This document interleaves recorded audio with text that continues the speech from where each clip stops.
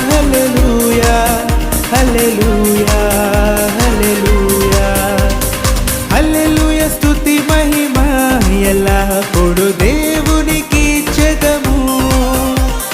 హల్లెలూయా స్తుతి మహిమ ఎల్లప్పుడు దేవునికి ఇచ్చెదము.